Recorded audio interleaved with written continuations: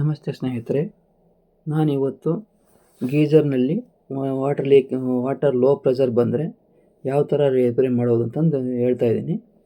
ನೋಡಿ, ಇವರೊಂದು ಐಡಿಯಾ ಮಾಡ್ತಿದ್ದಾರೆ ಯಾವ ಥರ ಅಂತಂದು ನೋಡ್ಕೊಳ್ಳಿ. ನೋಡಿ, ಗೀಜರ್ ಇನ್ಲೆಟ್ ಪೈಪ್ನ ಓಪನ್ ಮಾಡಿ ಮತ್ತೆ ಕ್ಲೋಸ್ ಮಾಡಿ ಅದು ನೋಡಿ ಚೆಕ್ ಮಾಡ್ತಾಯಿದ್ದಾರೆ.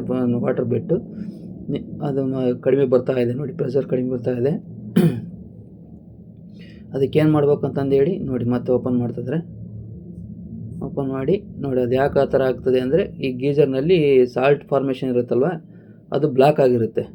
ಅದರಿಂದ ಹಿಂಗೆ ಈ ಥರ ಆಗಿರುತ್ತೆ.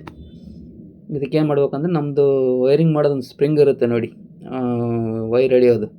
ಆ ವೈರ್ ಎಳೆಯೋ ಸ್ಪ್ರಿಂಗ್ನ ಈ ಡ್ರಿಲ್ಲಿಂಗ್ ಮಿಷಿನಿಗೆ ಕನೆಕ್ಟ್ ಮಾಡ್ಕೊಂಡು ಸ್ವಲ್ಪನೇ ಆನ್ ಮಾಡಿ ಅದನ್ನು ರಿಮೂವ್ ಮಾಡಬೇಕು.